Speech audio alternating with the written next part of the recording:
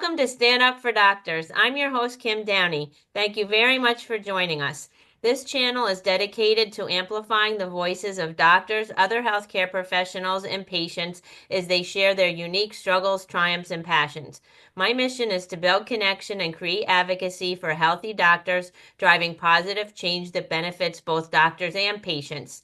This is a space for everyone who cares about the future of healthcare. If you appreciate this content, please like and subscribe now. It really helps the episodes reach our target audience. And I would like to welcome Dr. Kathy Stepien and Dr. Arpita Gupta DePalma. Thanks for joining us today, Kathy and Arpita. Happy to be here. Thanks for having me. You're welcome. And it's Arpita's second time, and I'm just getting to meet Kathy now. So I'm really excited about our conversation that's coming up. And by way of introduction, Dr. Kathy Stepien is an agent of change, anti-burnout coach, retreat facilitator, keynote speaker, pediatrician, and I found out you started out as a physical therapist, like me. So that's awesome. Yay. And Dr. Arpita Gupta DePalma is a trauma-informed certified mindset coach, empowering others to reach their goals by showing up calm, collected, and in control. And that is awesome.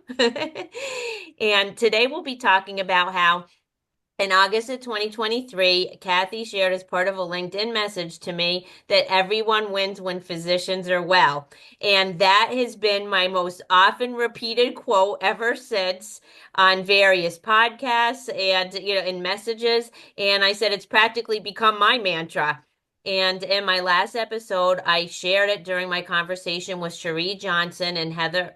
It was going to be Heather Suska too, but Cherie was it was just Cherie and I. And we discussed raising awareness amongst the general population about the struggles physicians are facing today and how we can best support them as non-physicians. And today we'll continue the discussion from the physician perspective as Kathy founded the Institute for Physician Wellness back in 2016 to bring physicians together to learn, connect, heal, and grow. And Arpita is a certified trauma-informed coaching. So what would you most like our audience to know about you as we begin our conversation? Feel free to include hobbies. Kathy, would you like to go first? Sure. I love that you mentioned the quote, everyone wins when physicians are well. I think it's so interesting of all the things that we talk about in this space, how that one to me seems like automatic, no-brainer. Like that should be a given, right? But we forget that. Medicine for physicians, we're often socialized we are oriented toward caring for others. And we do that. We do that all day long. We do that for decade after decade. We do that all day and all night. And with that, we forget, oh, wait a minute. Like if our own well-being happens to enter into the conversation, it is like completely down on the things to do. It's a lot of times it's not even on the to-do list. But if it would be at the very bottom. And what I have been a part of, and so many of us working in this space, is really a shifting of the culture of medicine to one that recognizes that the people caring for our communities, whether it's physicians or anyone else on the healthcare team, we are able to deliver better care. Patients have better outcomes. The world is a better place when all of us are well, that we really can't have a healthy society, a healthy healthcare system if it's at the expense of the well-being of people providing that care. Absolutely, and I feel that deeply. So yeah, thank you for explaining that. Arpita, what would you like us to know? I find it interesting because we just had National Physicians Day, Doctors Day, and I was looking back at this post, and I actually was looking at my post from prior years, and if it's okay, I'm going to read it to you because this is what it touched me when I was putting this back out there. Because I never put it out there for a medical practice. I've put it out there for my coaching company, but I did it from the perspective of my husband's medical practice, knowing the challenges that we face on a day-to-day basis. So today I want to honor every physician who works tirelessly through long hours, puts their patients' needs ahead of their own, sacrifices precious moments with loved ones, and continues to show up day after day, no matter what the challenges are. And that last line is what really kind of hit me because recently we have gone through some challenges with our medical practice that are all bureaucratic, insurance related, blah, blah, blah. And the part of this that I think really struck me when I posted this was that I don't think people are even aware of any of that. They just a lot of times are only thinking about physicians and the challenges that we're dealing with just providing the care. But when you take a step back and actually look at all of the aspects of practicing medicine, that especially if you're a physician owner for your own medical practice, what you have to deal with, it is very hard. It's very easy to see how people might not be inclined to do it anymore. And so this is where I think the struggle really needs to be addressed because there is not an incentive to keep people in it if this doesn't change, right? And I think that's super, it's very, very powerful. And once you're in it, like you said, that self-care, the only reason we are where we are and are able to still do it is because of the self-care that we have been very much so, both my husband and I, prioritizing in our life. If we hadn't had it, we probably would be out of it by now, right? And that's just my personal opinion, but I think that it really hit hard yesterday when I was talking about it. So, Yeah, absolutely. Well, Kathy, anything you'd like to say in response to what Arpita said, and if you would like to share a story how you got involved in this work. I want to echo what you said, Arpita. I think that self-care that you're talking about now, we are at a time where it's becoming more of the conversation. And it's actually, believe it or not, okay to have that conversation, right? Even 10 years ago, we were not openly we weren't talking about physician well-being like we are now all the time. So we are in this period of change. And as we create whatever healthcare is going to look like going forward, to have that be just integrated, that self-care is an automatic, has to happen, not optional, right? You have to get sleep. You have to have time for your family, for your own well-being, for everything, right? Or you have nothing to give. So I love that you shared that, especially in the setting of National Doctors Day. I feel in some ways it's not our patient's job to bear the weight of that. Like, I don't think any physician is saying, "Oh, my poor doctor," right? Like, what can I be doing for my doctor? Our patients come to us because they have healthcare needs, and we are able to help them. That being said, we all live and exist in a larger community, and all of this has to, like, we all need to be involved in making changes in what our expectations are, what's realistic, just how medicine has evolved in our country. I agree 100%. I don't put the responsibility, I think where I put the responsibility with the patients is for them to be knowledgeable about their insurance plans and how it's impacting them, whatever avenues they are providing or being able to receive their care, but then also not automatically maybe blaming the physicians when it doesn't go their way. And I think that's where the problem is. It's not that I want the sympathy from them. I want maybe a little bit of curiosity for what's really happening here. And that is our job to educate and educate our patients to help them see.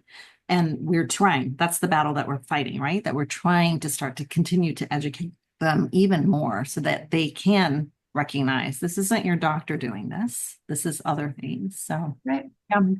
I love that you said that. I absolutely love that you said that because, and it's those individual conversations, but also the national narrative. And we see this in our national press, that it can be a lot of physician blaming and just like not a lot of healthy respect for this amazing group of people who've literally dedicated their lives in service of others. And so it's kind of surprising to me, being a physician, to see that the common narrative that is lacking that respect. It's sad, but I just see it in so many places, and at the same time, that falls on us then, right? Like, okay, so we need to be, especially as leaders in physician wellness, to be stepping out there and saying, wait a minute, we're shifting this narrative. It can't just be this one story. There's so much more to it.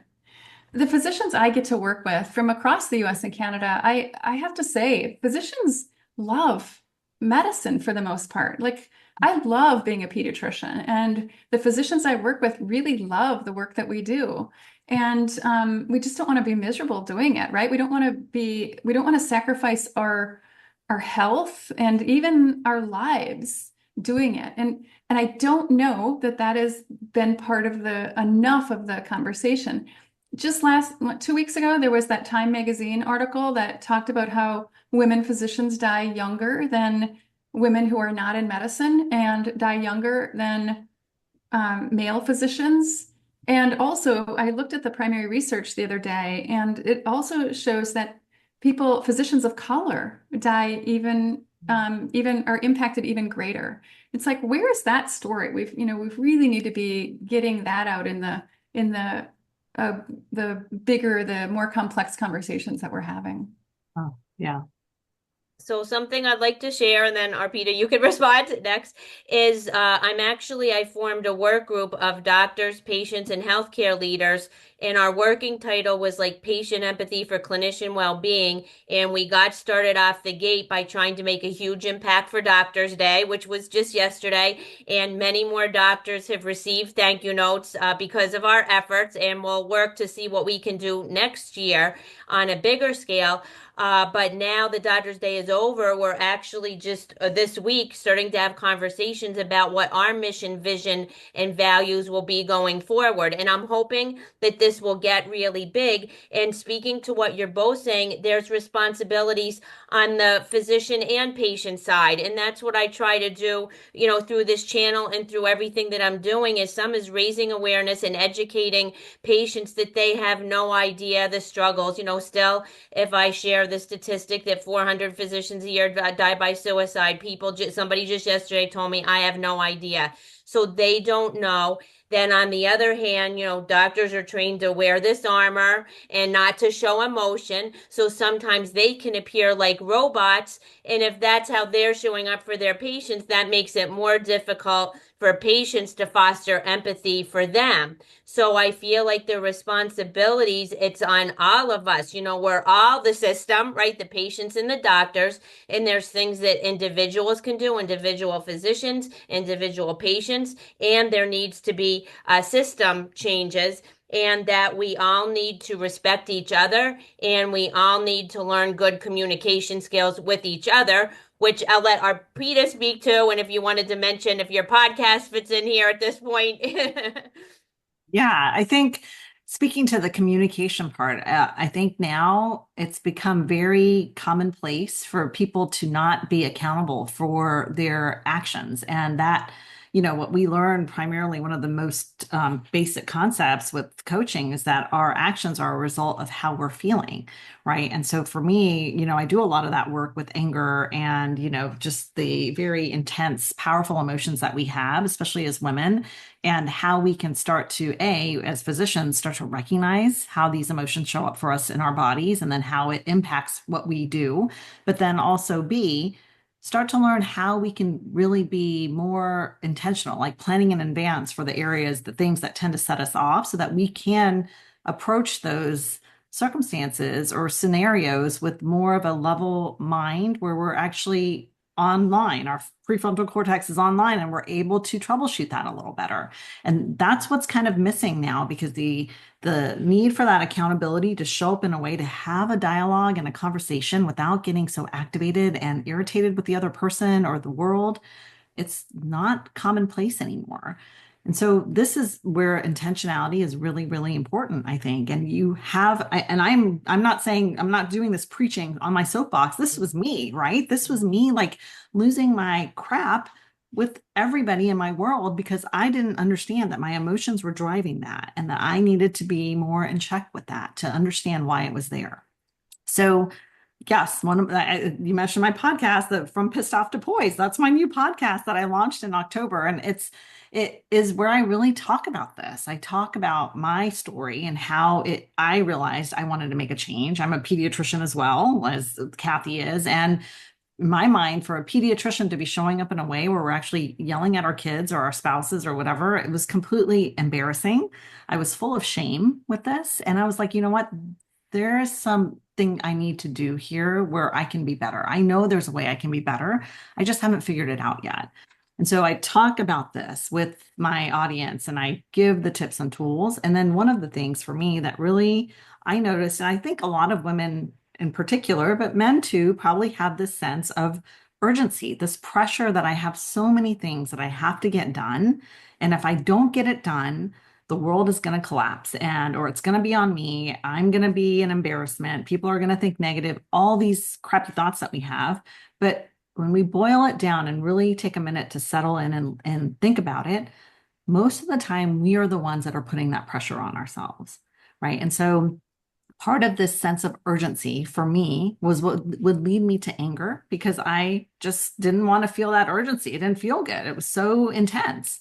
And so noticing where it comes up for you, what are the main things that set you off? But the reason I bring this up is because the second half, I talk about time management, right?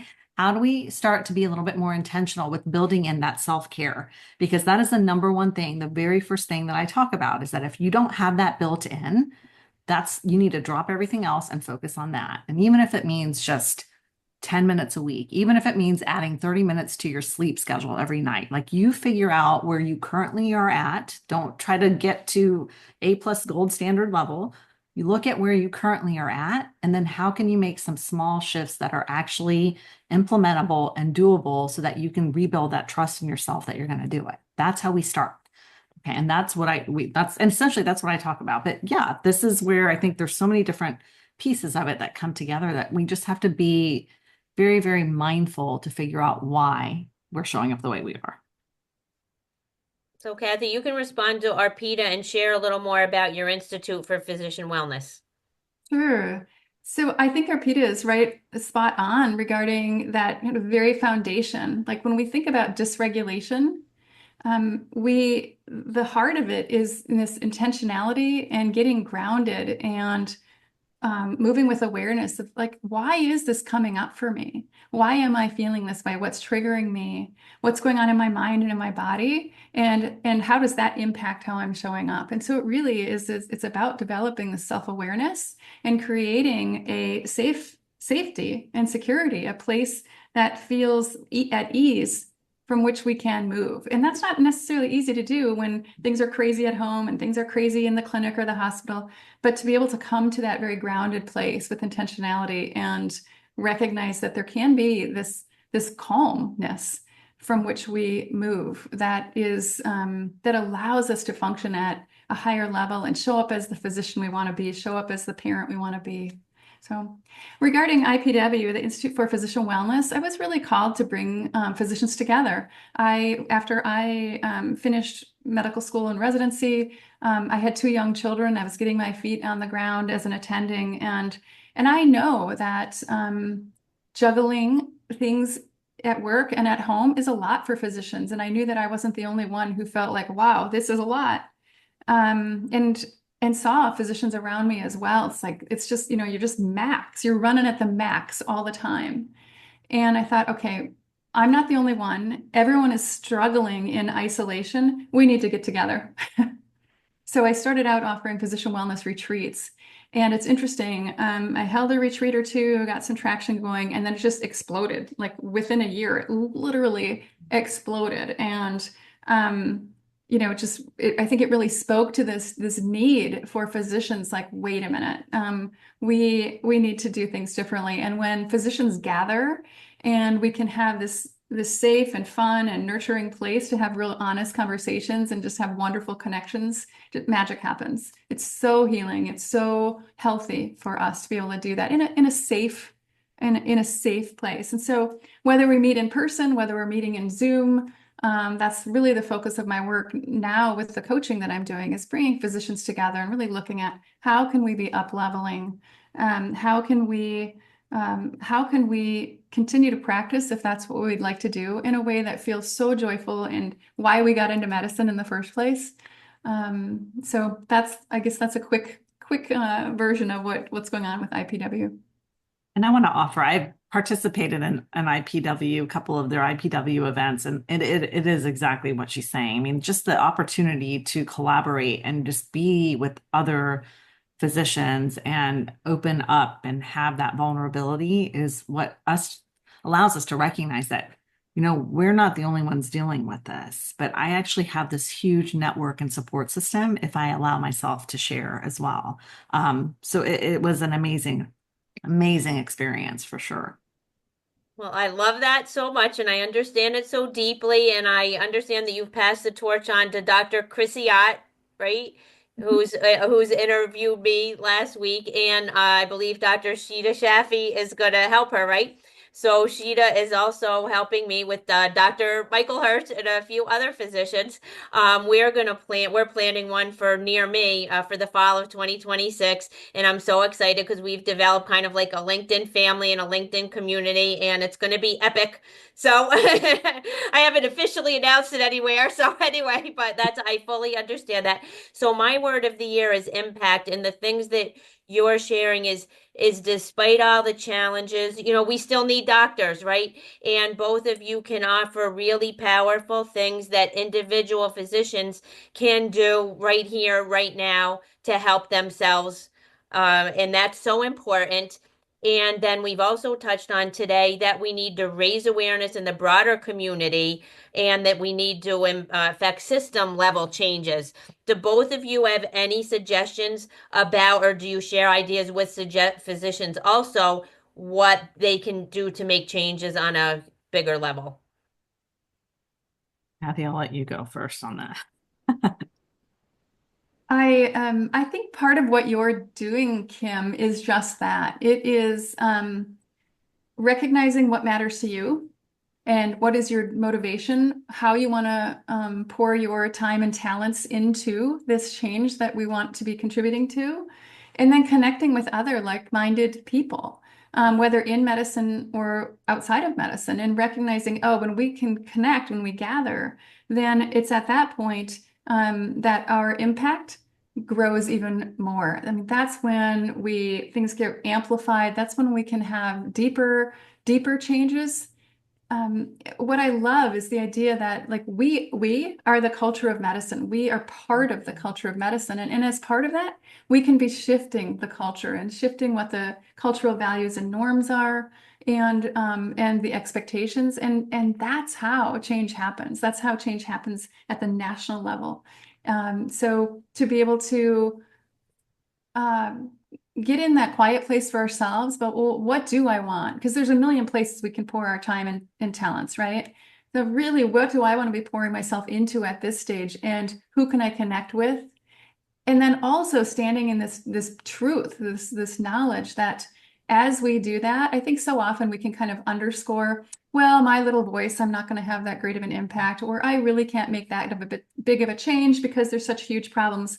No, that's just like not true. And just standing, it's like, you know what? Like we are all contributing to part of that change, and we can have so much more impact than we realize. I think when I think about your question, Kim, I think about, my mindset initially is like, oh, we just own a small private practice. We're physician owned, one provider. Like, what are we going to be able to do national level? And when I think back to the challenges we have faced is I think about how we persevered and we stand true to what we know is right. We live with integrity. We continue to push and we will fight if it needs to. If it calls for it, we will fight for what is right. And so even if you're a small business owner, even if you're just a resident physician graduating, trying to figure out what to do in the world next and how you're going to make your mark, if you stay true to being a good human, I think, and putting your values out there and standing up for what you believe is right, people are going to follow you because that's so much more easier than doing something wrong. I think that's one aspect. The other aspect for me is, again, finding joy. For me, I recognize, yes, I have this obligation that I have to help with this practice to make sure it's running and I am the best person that has the knowledge to do that. But what other way can I give back and help that also feels so fulfilling for me? And that was the coaching, right? And I didn't ever, like, I remember doing psychiatry in med school and doing the rotations. I'm like, I do not want to do this. I don't want to listen to people talk about their problems all day. This is not my thing. And so for me to have myself have a 180-degree change of how I can actually interact and engage with individuals to help them see a different way that I can visualize the tangible effects of it with how they're changing their lives, that's golden, right? And so this is that trickle down effect that we do it for one person and then they will share some of those tidbits with somebody else, and it is slowly spreading. So I don't want to look at it as how do I make a big systematic change. I'm going to look at it, how can I make a change in my world that will eventually trickle down to other people? So So I love what you both said, and I'm also on the Medicine Forward team, and I'm involved with the Healthcare Reinvention Collaborative, and I'm an ambassador for the Dr. Lorna Breen Heroes Foundation, and I'm soon going to have on Dr. Adrienne Towson and Dr. Renee Genova, and they're orthopedic surgeons, and they're forming a group of surgeons who are trying to make things better. And it would be great. So, Arpita, sometime, if you're not already, are you connected with, do you know Adrienne Towson? I know Adrienne from our podcast, and I've met her, I think, in person once. I think at Kathy's event. Kathy, today, I feel like, yeah. So I met her at her event. So yeah, she's a doll. She's amazing. Okay, awesome. So we'll have to connect because if you've already done it, exactly what you're saying, because you are a model of how to still maintain an independent practice as difficult it is. And that just sharing that is like really, really big. And then also related to what you just said, Dr. Behrooz Beybad had recently shared again that some people say or whatever, what does the world need? But it's better to look at it like what makes you come alive and go do that because the world needs people that have come alive. Yeah. So, I was at Martha Beck and Liz Gilbert. They had an event in Toronto this past October, and she talked about who are the lit people in the world. Who are the lit people? All the lit people are here, i.e., the people that are able to kind of tap in and recognize there's a different way of seeing things, right? And so, how do we act and tap into the other lit people in the world so we can spread it even further, right? And it was beautiful the way she said it. And I'm probably butchering it the way she said it, but it was so powerful. So hmm. Yeah, well, I love that. Well, I hate that we'll have to be winding down soon, but I'd like you to share any last minute takeaways and also how our listeners can get in touch with you if they would like to continue this conversation. Go ahead, Arpita. okay. So I am on all the socials. I'm on Facebook, Instagram, and LinkedIn. It's ThoughtWork MD is my handle, and Arpita DePalma, I think, is my handle on LinkedIn.